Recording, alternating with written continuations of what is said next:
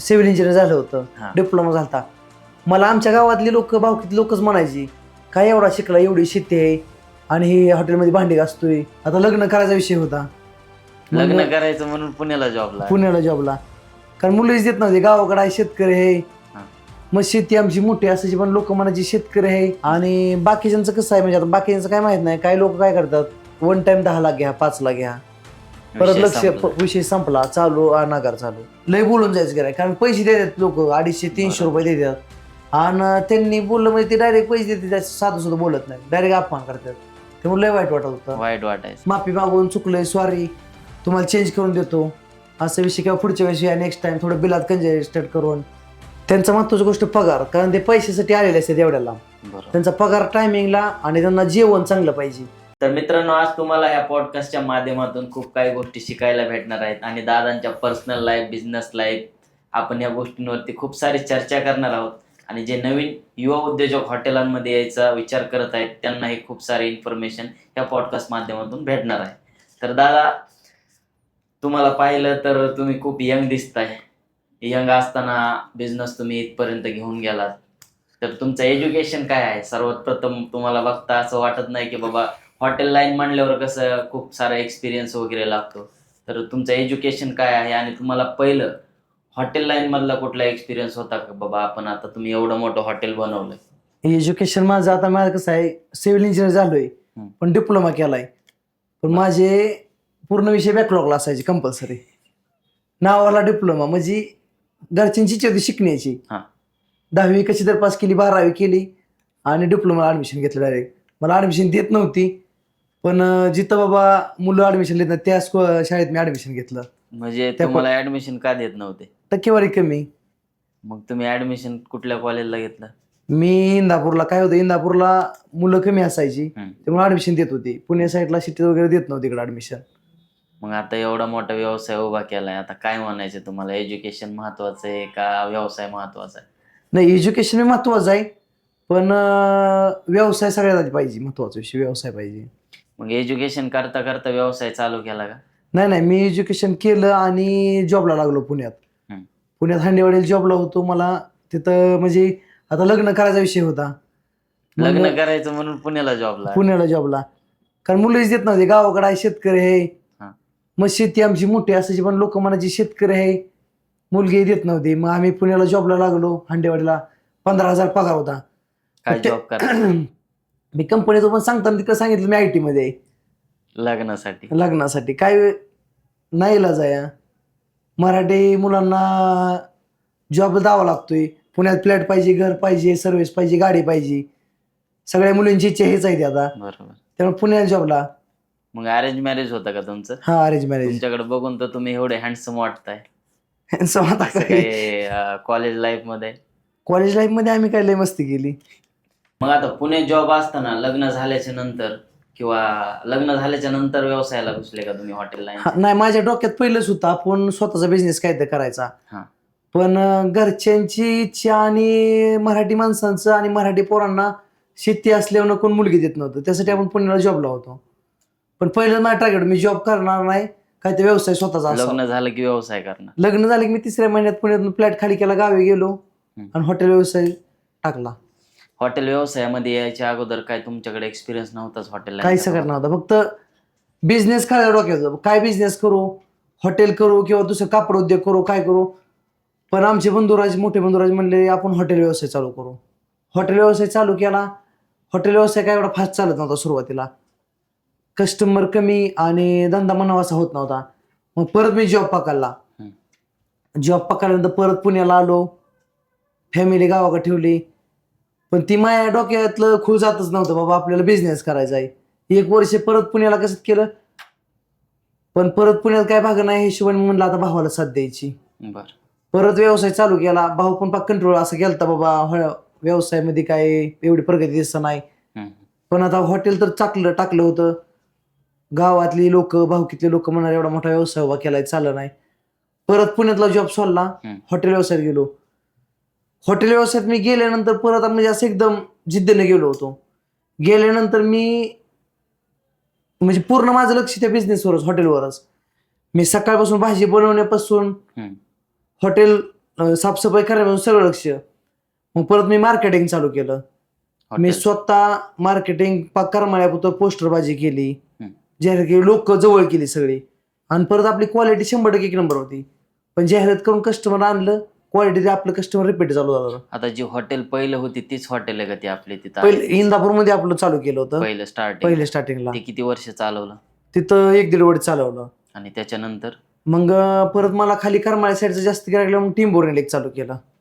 स्टार्टिंगची पहिली हॉटेल कुठली आपली पहिली इंदापूरची आहे का आता पण तिचं? आहे आहे आहे. मेन ब्रँच तीच आहे का? मेन हा. आणि तुम्ही टिंबोर्नी आणि इंदापूर दोन्ही मेन ब्रँच आहेत दोन्ही. आपल्या स्वतःकडे दोन्हीकडे मग आहेत. आता तुम्ही पुण्याहून आल्याच्या नंतर कुठल्या ब्रँचला गेले होते? इंदापूरच्या इंदापूरचे. आणि नंतरून मग टिंबोर्नी. टेम्पो. हॉटेल व्यवसायात यायच्या अगोदर काही संघर्ष वगैरे हॉटेल लाईन मध्ये यायच्या अगोदरचा तुमचा संघर्ष म्हणजे काय अडचणी आल्या बरं तुम्हाला हॉटेल व्यवसायात यायच्या अगोदर? सांगितलं ना, हॉटेल व्यवसाय चालू केल्यानंतर इतक्या अडचणी आल्या. धंदा कमी व्हायचा आणि खर्च जास्त व्हायचा. आर्थिक अडचणी भरपूर यायच्या, कारण लोक मिळत नव्हते, कामगार मिळत नाही, स्टाफचा प्रॉब्लेम, बायांचा कामगारांचा प्रॉब्लेम, भरपूर अडचणी यायच्या. आता मी असं ऐकलं की हॉटेलवर ज्या आपल्या कस्टमर येतं हायवेचं कस्टमर एकदाच येतं आणि परत येत नाही, असा काय किस्सा आहे? नाही, हे 100% खरं आहे. पण माझ्याकडे असं सिस्टीम आहे, माझ्याकडे एकदा कस्टमर रिपीट 100% येणार, कारण क्वालिटीचा विषय आपल्याकडे महत्वाचा. आणि हवेच्या कस्टमरवर अवलंबून राहिलं तर धंदा होत नाही, कारण लोकलचं जास्त गिरायक पाहिजे. आता माझ्याकडे 100% सगळं लोकलचं गिरायक आहे. पूर्ण 25 खेड्यातलं माझ्याकडे गिरायक येतं. काय चॅलेंज असतं बरं केलं म्हणजे मला माहित आहे ना. हॉटेल हायवेला चालवायचं म्हणल्यावर चॅलेंज काय काय असतं तुमच्या मते? आता पहिलं कसं होतं माहित आहे का, हवेला हॉटेल असल्यामुळं विषय काय नव्हता, लोक येतात, जेवून जातात, परत रिपीट नवीन येतात. पण आता कॉम्पिटिशनमुळं हवेचे गिरायक अवलंबून राहत जमत नाही. खेड्यापाड्यातले जास्त गिरायक पाहिजे बघा. आता लय हॉटेल झाले. आता हॉटेल लाईन भरपूर झाली, पुटा हॉटेल आहेत. मग सगळ्यात महत्वाचं काय वाटतंय तुम्हाला कस्टमर टिकवून ठेवायचं असेल तर? क्वालिटी महत्वाची आहे. क्वालिटी, सर्व्हिस आणि स्वच्छता. आपल्याकडे स्वच्छता एक नंबर असते पहिल्यापासून. स्वच्छता मी 100% लक्ष देतो, आणि क्वालिटीचा तर विषयच नाही आपला काय. आता हॉटेलला आपल्या युनिक नाव आहे हॉटेल म्हसोबाची जत्रा. ह्याची कशी कल्पना आली? ह्याच्या मागे काय स्टोरी आहे नाव ठेवण्या माग? स्टोरी म्हणजे आम्ही म्हसोबा जत्रा, जसं गावाकडे बसून लोक जेवतात, बाबा बसून जेवतात, भाकरी वगैरे चुरून टेकन लावून खायचं, ह्या सिस्टीम चालू केली ती. आणि आमच्या इंदापूर तालुक्यामध्ये एक फेमस म्हसोबाचं देवस्थान आहे, त्या हिशोबाने आम्ही ती नाव दिलं होतं, कारण तिथं पंगत असायची जेवणाची. तेच क्वालिटी सेम आपण द्यायचं ठरवलं, त्या हिशोबाने चालू केलेलं आहे. प्रॉपर तुम्ही कुठले राहणार? इंदापूर प्रॉपर इंदापूर. आता ग्राहकांना हॉटेलकडे खेचून आणायचं म्हणल्यावर काय काय गोष्टी डोक्यात घेतल्या पाहिजे हॉटेल मालकांनी? पहिली गोष्ट म्हणजे क्वालिटी पाहिजे, क्वांटिटी पाहिजे आणि स्वच्छता पाहिजे. 3 गोष्टी जर असेल तर कस्टमर आपल्याकडे 100% येणार. सध्या आपल्या हॉटेलच्या किती शाखा? आपल्या आता 12 शाखा झाल्यात. 12. आता 12 नंबरची पुण्यातच ओपनिंग आहे. गाजावाजा का नसतो बरं जास्त? मला तर वाटलं 2च असतील किंवा 3 असतील. नाही, गाजावाजा नुसतं गाजावाजा करून आपल्या क्वालिटी सगळ्या शाखा आहेत. क्वालिटीचा विषय आहे ना, त्यामुळं 12 शाखा कुठं कुठं दिलेल्या? आता आपली इंदापूरला एक आहे, टिंबोर्नीला एक आहे, जिऊरला एक आहे, बार्शीला एक आहे, अकलूजला आहे. पुण्यात आता 15 तारखेला ओपनिंग आहे 12व्या शाखेचं. आणि बाकी शाखा आता मुंबईला एक आहे, दुसरीच मुंबईला एक होती. म्हणजे 12 शाखेमध्ये 3 शाखा अजून ओपनिंग करायच्या चालू. मुंबईला पण होणार? मुंबईला होणार 100%. शाखा जर एखाद्याला घ्यायची असेल तर काय क्रायटेरिया आहे? आपण शाखा देतोय, समक्ष माणूस गरजवंत बघतोय आपण. राजकारणी आपल्याला चालत नाही. बाबा मुलगा गरजवंत आहे आणि आपल्यातला आहे. गुजराती माणूस गुजराती माणसाला मोठा करतोय, आपण मराठी माणूस मराठी माणसाला मोठं करायचं बघत आहे. बरोबर.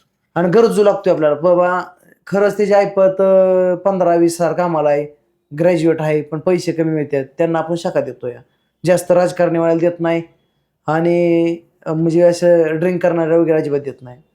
यंग मुलं बघून देतोय. पॉईंट काय बघता हॉटेल द्यायचे असेल? पॉईंट आपण जिल्ह्यात 2च बघतोय, किंवा मग 100 किलोमीटरच्या अंतरावरती एक बघतोय.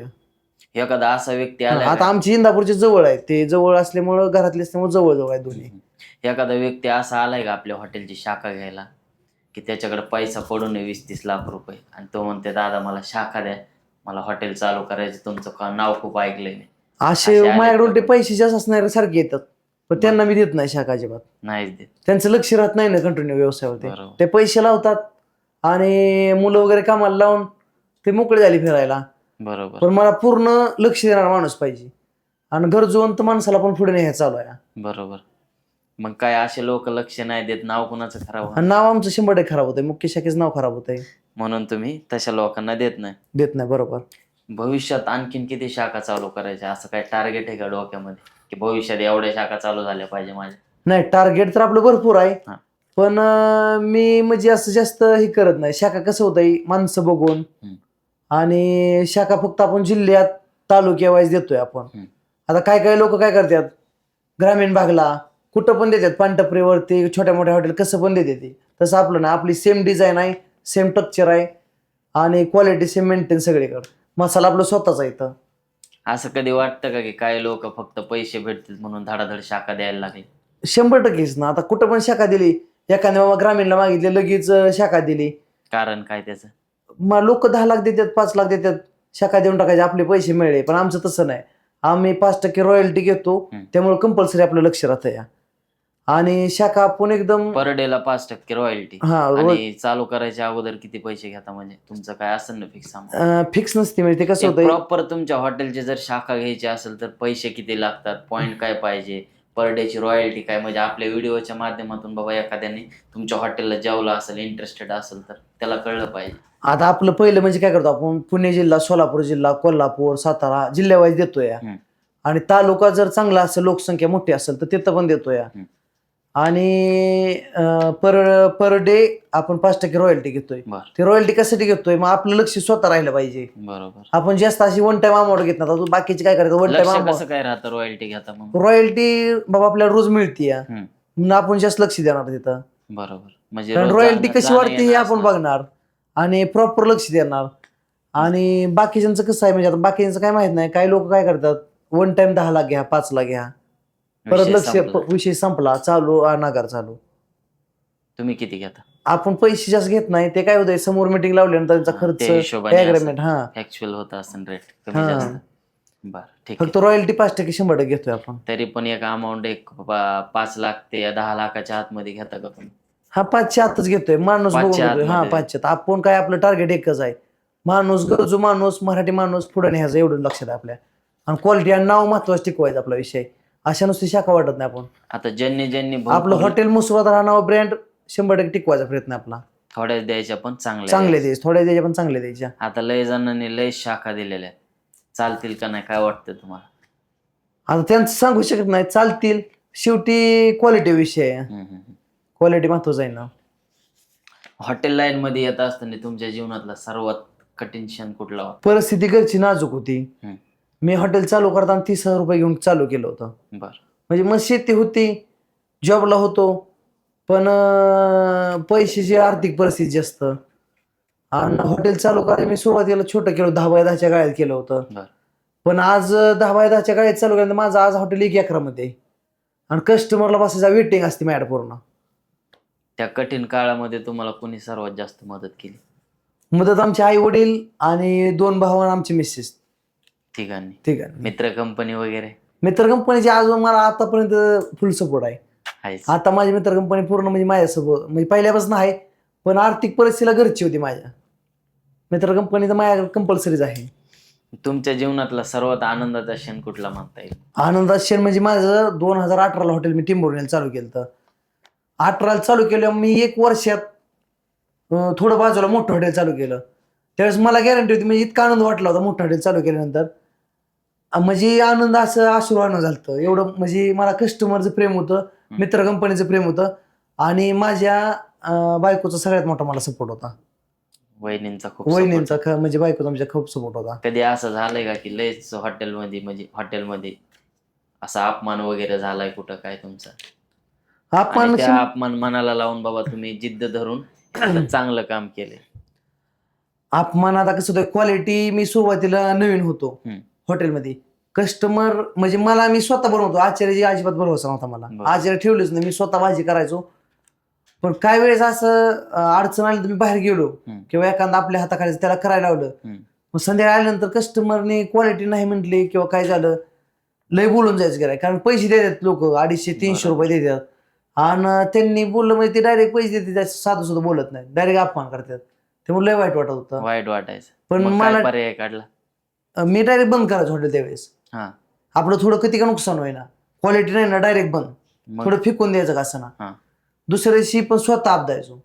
आता सध्या तर एवढ्या शाखा आहे, मग त्या शाखांवरती कसं तुम्ही स्वतः शिकवता का सगळ्या? सगळ्या स्वतः मालकाला आपण शिकवतोय. वन टाइम रस्सा करतो आपण सकाळी एकदा 5 वाजेपर्यंत चालणारा, आणि 5ला एकदा. आणि मटण मी वन टाइम फ्राय मारतो. त्याची क्वांटिटी आणि मसाल्याची क्वांटिटी आपण पॅक करून देतोय प्रत्येक शाखेवाल्यांना. किती किलो मध्ये किती किती किलो टाकायचं मध्ये ते किती किलो सगळं? टाकायचे सगळं. म्हणजे त्यामुळं टेस्ट नाही change. टेस्ट चेंज होत नाही. आता हॉटेलला तर आपल्या बरंच कस्टमर असते. हा, एखाद्या वेळेस कधी कुठल्या कस्टमर सोबत वादविवाद झालाय का? आणि वादविवाद झाला तर हँडल कसं करता मग? हँडल म्हणजे आता काय विषय आमच्या आई बाप्पाने सांगितले आम्हाला, हम्म. तुम्ही व्यवसाय केलाय तर डोक्यावरती बर्फ ठेवूनच करा. त्यामुळे किती कस्टमरचा वादविवाद झाला तर आम्ही हात जोडूनच राहतोय त्यांना. कारण रिपीट यायची आम्हाला वाटत असते कस्टमर रिपीट येणार आहे. त्यामुळे त्यांना प्रेमाने सांगत असतो आम्ही, जास्त वादविवाद करायचं नाहीच. अर्थच नाही वादविवाद घालण्यात. अर्थच नाही वादविवाद एका करायला. माणसामुळे बघणाऱ्या लोकांना असं वाटतं की बाबा खरंच काहीतरी चुकीचं हा, झालंय, काही चुकीचं आहे. दोघं त्यामुळं पण भांडतात. लोक भांडतात. त्यामुळे आपण स्वतः बाबा चुकी असेल तर त्यांचं माफी मागून, चुकलंय सॉरी तुम्हाला चेंज करून देतो असं विषय, किंवा पुढच्या वेळेस नेक्स्ट टाइम थोडं बिलात कंजेस्टेड करून घेतो. आता हॉटेलला बरंच कस्टमर असते आपल्या, हा, भरपूर पब्लिक असते. कधी कधी असं होतं का की कुणी न बिल देता निघून जातं? जातात काही लोक, गर्दी जास्त असेल. कसं कळतं तुम्हाला? कारण टेबल नंबर आहे, मिशन आहे माझ्याकडे, सॉफ्टवेअर आहे सेन्सिबलचा. हा. पण काही लोक असे असतात ते बिनलाजीच असतात.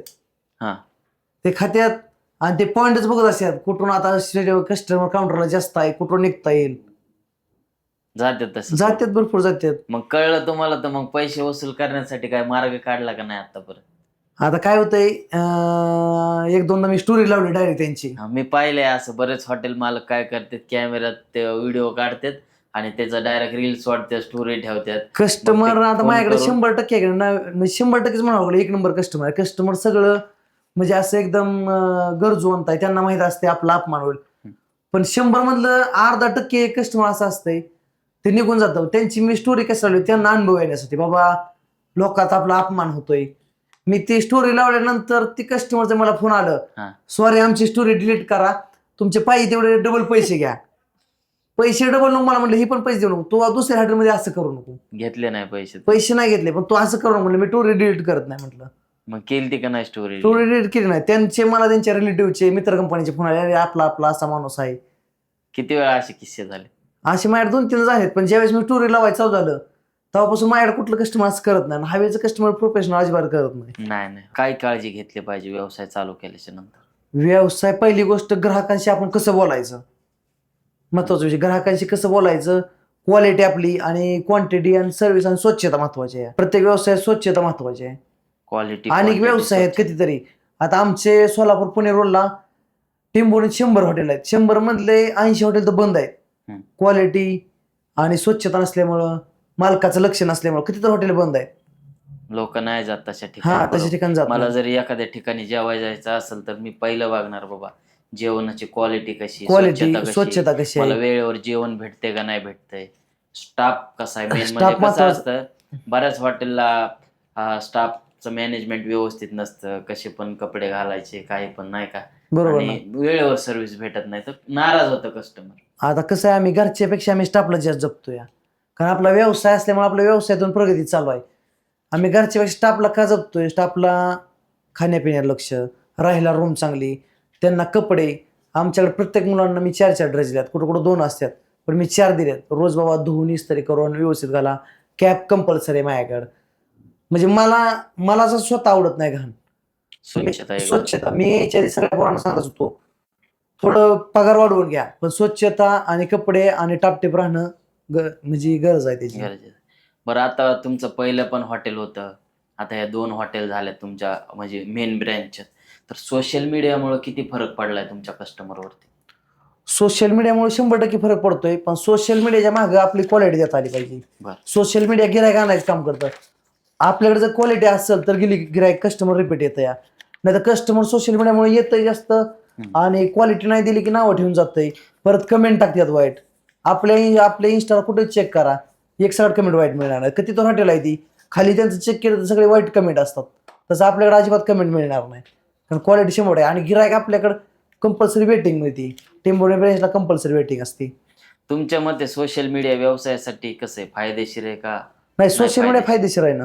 100% फायदेशीर आहे. घ्यायला पाहिजे जेवढी सर. सोशल मीडियावरती यायला पाहिजे. सर्वांनी करायला पाहिजे का नाही सर्वांनी सोशल मीडिया प्रत्येकाने करायला पाहिजे. मग ती कला कुठली असू दे, आपले ऍक्टर असू दे, ऍक्टरची कला पाहिजे. मग सोशल मीडिया माहित पाहिजे. लोकांना कसं माहित पडणार बाबा स्वतः ह्यांचा हे व्यवसाय आहे, त्यामुळे सोशल मीडिया महत्वाचे काही आहे. लोक लाजतात बाबा, मी जर व्हिडिओवरती आलो माझ्या मित्रांनी फॅमिलीनं पाहिलं तर काय म्हणते, म्हणून लोक टाकत नाही रील्स. तशा लोकांना काय सांगाल तुम्ही?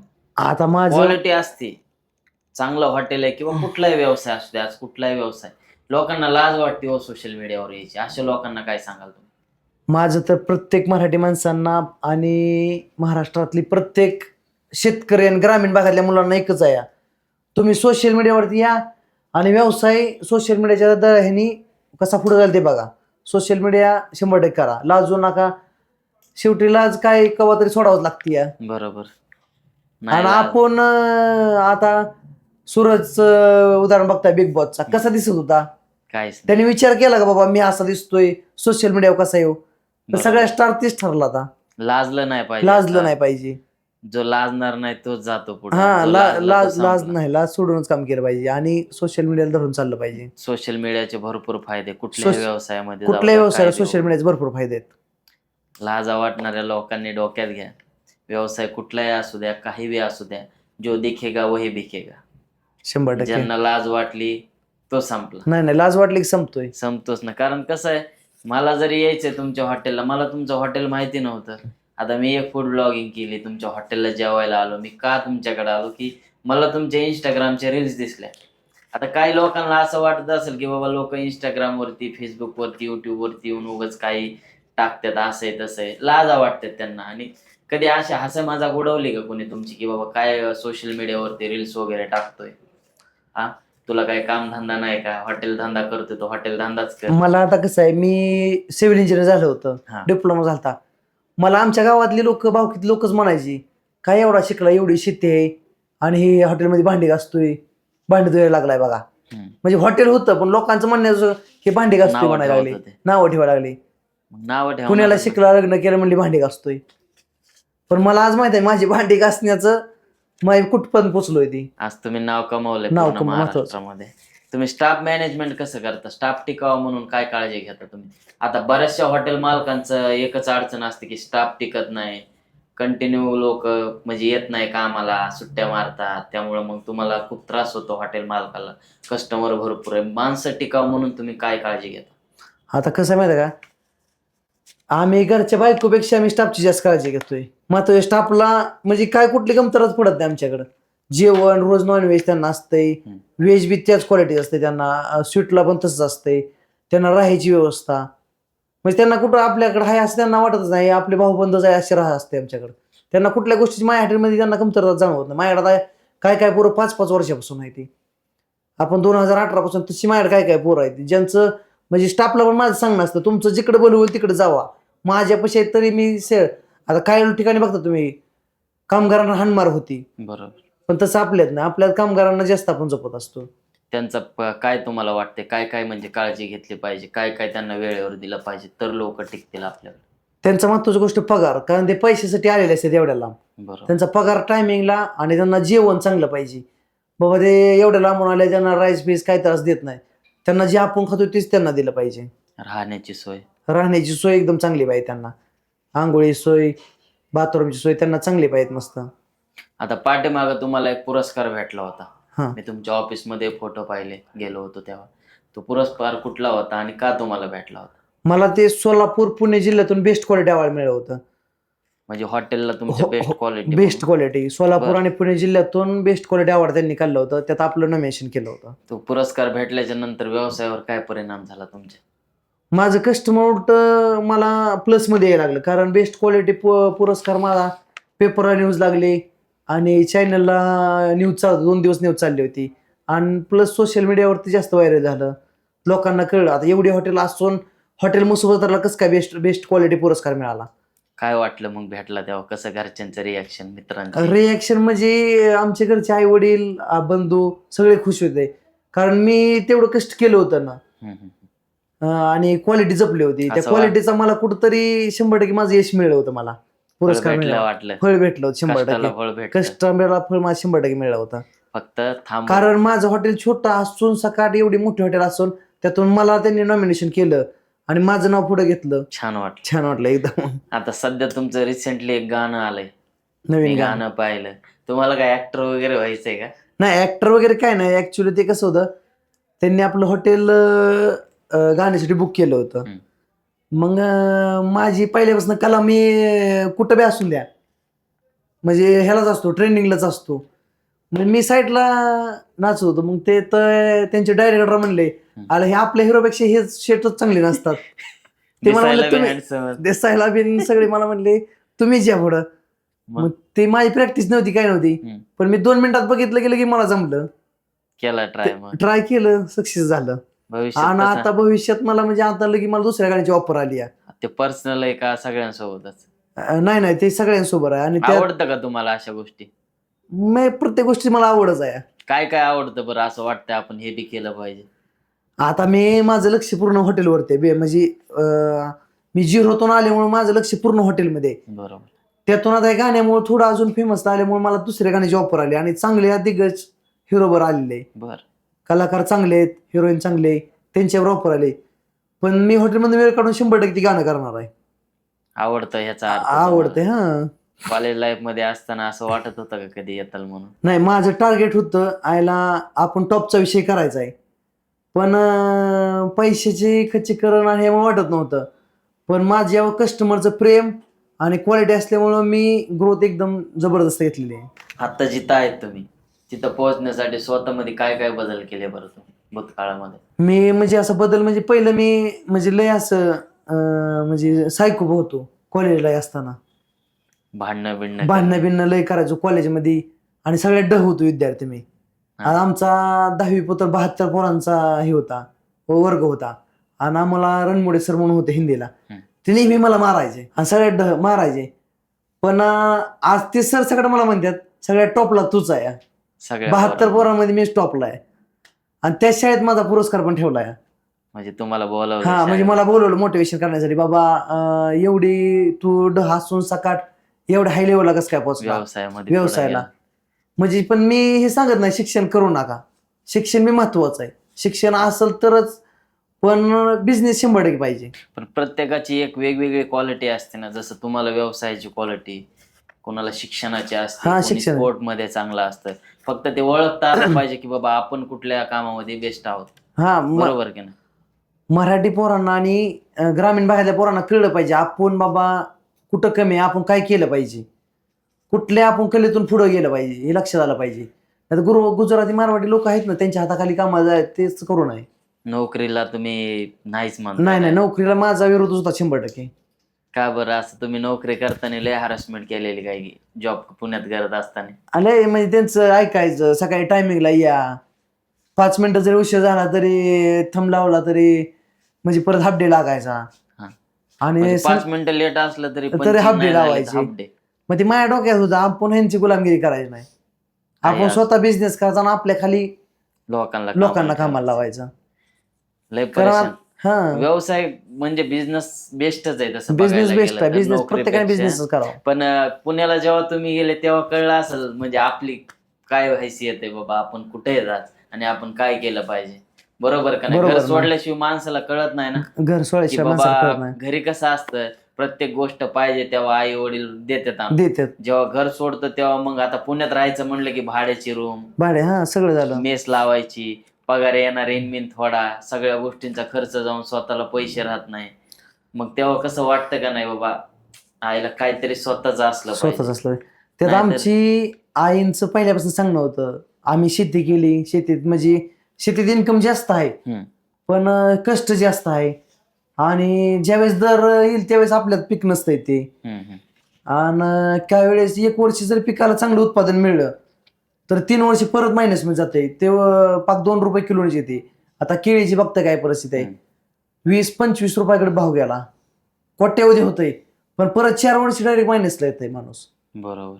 त्यामुळे शेती आमच्या आईंची इच्छा असायची, तुम्ही पोरांनो आपली शेती काय पळून जात नाही, तुम्ही बाहेर पडा, पुण्याला जावा, काही करा, व्यवसाय करा किंवा ही होती जॉबला राहा, पण गाव सोडा. शेती गाव कोण करत होतं मग? शेती काय आपली मला 20-22 एकर शेती आहे. आई म्हणली आमची शेती काय पळून जात नाही, शेवटी तुमच्याच नावावर राहणार नाही आहे. करणार कोण होतं मग, कोण करतंय आता पण शेती? शेती मी सगळे कामाला लोक लावल्यात आणि ते शेती करतात म्हणजे करून घरची परिस्थिती व्यवस्थित होती. परिस्थिती चांगली होती. पण जेवढी परिस्थिती आमची चांगली ती पण वडिलांचं नाव जसं होतं. तुम्ही सांगितलं की बाबा शेती पण- करायची, मुली देत नाही, ते चुकीचं आहे ना कुठंतरी बघायला गेलं तर. पण सध्या मुलींच्या घरच्यांची अपेक्षा काय असते की मुलाला शेती पाहिजे आणि मुलगी शेतात जाणार नाही, मग शेती कशाला पाहिजे? मग आता मुलींच्या वडिलांची काय अपेक्षा, त्याला शेती पाहिजे हा आणि पोरगा पुण्यात पाहिजे, स्वतःचा फ्लॅट पाहिजे, गाडी पाहिजे. बरोबर. मग शेती कशाला लागते? जर शेती- तुम्हाला तुमची मुलगी पुण्यातलं शेतात सगळं पाठवायची संपलं. नाही. हा कोरोना सारखे काळ आला, पुण्यातलं सगळं संपलं तर शेतीत जगू शकते. आपली पोरगी ही जाणार नाही. परत पण म्हणतात मला ना शेतीत नाही कामाला मुलींच्या वडिलांना पाठवणार. एकच सांगायचंय, पोरगा किती कष्टाळू हे बघा, बरोबर. त्याच्यात किती जिद्द आहे ही बघा. त्याची प्रॉपर्टी बघू नका किंवा पुण्यात काय करतोय बघू नका. पुण्यात जॉबला आता कसं आहे माहिती आहे का, जॉब पुण्यात केला तर 15-20 हजार पगार, फ्लॅट भाड्याने असतोय, गाडी. समजा आम्ही म्हटलं फ्लॅट माझाच आहे, भाड्याचा थोडी कळू शकतोय. त्यामुळे त्याच्या आहारी जाऊ नका. फ्लॅट किती मोठा दावला बाबा, नटवला, नेम प्लेट लावली, स्वतःच आहे म्हणू शकतोय. शेती बघा आणि पोरगा किती गरजवंत आहे, किती कष्टाळू आहे हे बघा. गावाकडच्या पोरात आणि पुण्याकडच्या पोरांमध्ये काय फरक वाटतं तुम्हाला? भरपूर फरक आहे. आता कसं होतंय, गावाकडच्या पोरांना माझा तर सल्ला आहे, प्रत्येकाने व्यवसायाकडे वळा. आणि गावाकडली पोरं संस्कारी चांगले, म्हणजे संस्कार चांगले असतात, आई वडिलांचे संस्कार. पुण्यातल्यांना बी संस्कार चांगलेच आहेत, पण थोडं ना वाईट वळण लागतंय सिटीतल्या लोकांना. लवकर लागतं वळण. आणि तेवढी त्यांच्यात ही नसती, म्हणजे काम करायची, कष्ट करायची ही नसती. पुण्यामध्ये असं वाटतं माणसाला की बाबा लय सुखसुविधा सगळ्या गोष्टी, पण इथे एकही गोष्ट फ्री नाही. प्रत्येक गोष्टीला पैसा लागतो. जी गोष्ट दिसते तिचा प्रत्येकाचा हप्ता भरणं गरजेचं आहे. हप्ता भरणं गरजेचं आहे. शेतकरी केव्हा किती लॉसला जायला सांगता येत नाही, बरं. त्यामुळे ती भांडवल शिल्लक ठेवून राहते ती. आणि शहरातल्या लोकांना कसं असतंय, त्यांना थोडे पैसे आले की तेवढे खर्चून टाकतात, त्यांना वाटतं पुढच्या महिन्यात येतील. पण त्यांना केव्हा कळलं, कोरोनासारखं काळ आल्यावर कळलं पैसे काय चीज आहे, किती शिल्लक पैसे पाहिजे आपल्यापाशी. खरं सांगायचं गेलं तर व्यवसाय हा खूप महत्वाचा आहे. व्यवसाय महत्त्वाचा. स्वतःचं अस्तित्व, स्वतःचं साम्राज्य निर्माण करण्यासाठी, जसं की तुम्ही केलं. तर दादा तुम्हाला एक शेवटचा प्रश्न विचारतो. आता यंग जनरेशनला काय संदेश देताल तुमच्या मते, व्यवसाय करायचा असेल तर? मी प्रत्येक मुलांना आणि गरजवंत म्हणजे ग्रामीण भागातल्या सगळ्या मुलांना सांगतोय, तुम्ही कुठला व्यवसाय असू द्या, छोटा मोठा व्यवसाय काही असू द्या तुमचं, पानटपरीपासून कुठला व्यवसाय, पण स्वतःचा व्यवसाय करा. तुमचा गाडीचा व्यवसाय असू द्या, कुठलाही व्यवसाय, तुम्ही स्वतः व्यवसाय वळा. नोकरीच्या मागे लागू नका. नोकरीत आता काय राहील नाही. कसं आहे माहिती आहे का, नोकरीचा विषय हाडेमेंट झाली. आता मी पुण्यात येताना बघितलं, मी जे पुणे टेंभुर्णीपासून निघालो हडपसर मी 1.5-1.5 तासात आलो, आणि तिथून पुढे जायला मला 2 तास गेलेत. नको वाटलं असं पुण्यात एवढं झंझट आहे. नोकरीचं म्हणजे लय जिगजिग आहे पुण्यात राहायचं म्हणजे सिटीत. तर मित्रांनो, शेवटी दादाचा संदेश आहे का, जे करायचे ते स्वतःच करा, व्यवसाय करा आणि मराठी माणसाने खरंच उद्योगामध्ये पडलं पाहिजे. तर दादा तुम्हाला भेटून खूप छान वाटलं आणि बऱ्याचशा गोष्टी तुमच्याकडून मला शिकायला भेटल्या, आपल्या ऑडियन्सला पण. तर असंच आमच्या परत एकदा भेट द्या पॉडकास्टला. 100%. धन्यवाद. तर मित्रांनो, आजच्या पॉडकास्ट मध्ये एवढंच होतं. भेटूया नेक्स्ट पॉडकास्ट मध्ये. ओके. धन्यवाद.